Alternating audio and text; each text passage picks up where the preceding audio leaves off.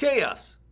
Total, unmitigated chaos. The 1924 Democratic Convention is the longest in the history of the United States. People were fighting, constantly screaming, so they were really debating what America was. A new deal for the American people. Extremism in the defense of liberty. There is no substitute for victory. The United States of America.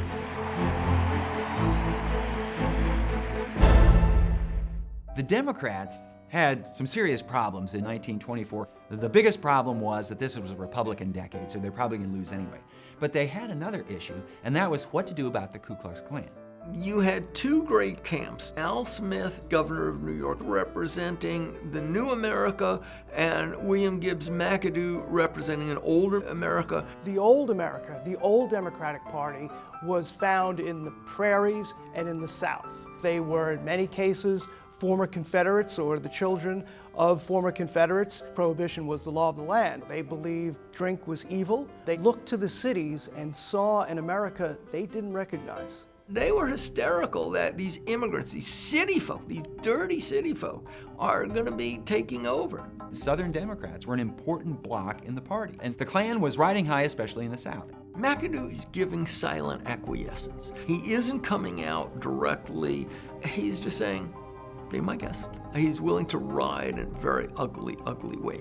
A plank in the Democratic platform condemning the Klan by name is being pushed by Al Smith and by the urban machines in Boston and Chicago and other cities. But on the convention floor, Klansmen were wearing jackets and ties and straw hats, so you couldn't pick one out, but the plank fails by a single vote. 1924, in the grand scheme of things, is not that long ago. I mean, it's astonishing in retrospect to think a major party in American politics, the Democratic Party, the party that many Americans today associate with the Civil Rights Revolution in the 60s, couldn't pass a simple plank condemning the Ku Klux Klan, and that really set in motion all the tension and even the violence that would unfold as the nomination balloting began.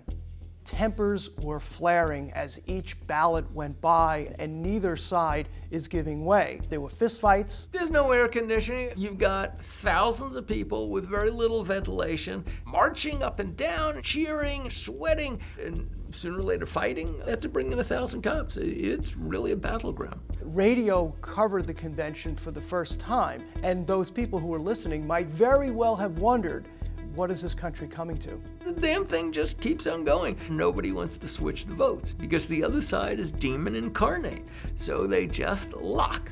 It is 103 ballots. Finally, they put up a compromise candidate. John Davis is the distinguished lawyer. He looks good. They don't really care. And they said, to hell with it. We want to go home. We'll all vote for him. For the Democrats as a whole, the 1924 convention was a disaster. They wore themselves out. They nominated a weak candidate. They went down to defeat.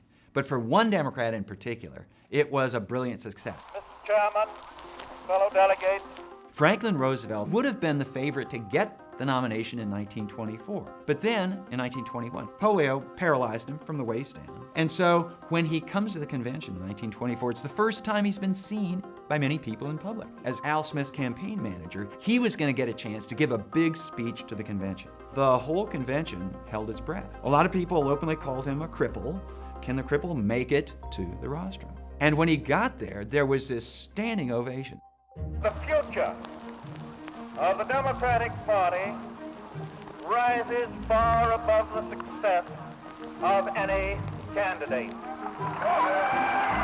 He gives the speech of his life, and people listening must have never thought he was grasping onto that podium for dear life. He had a voice made for radio, and of course radio would become his medium of choice. A more fair wage return. Roosevelt comes out of the 1924 convention convinced that he still has the political touch, that he still has political charisma. It had not occurred to anyone until that point that someone who was physically disabled might be president of the United States. So out of that chaos, out of the raw hatred on the floor of the Madison Square Garden, comes the birth of a new Democratic Party, where progressive Protestant patricians like Franklin Roosevelt join forces with ethnic politicians and their Jewish and Catholic voters living in cities working in factories. And it's that combination that proves to be a winning combination for a reunited Democratic Party.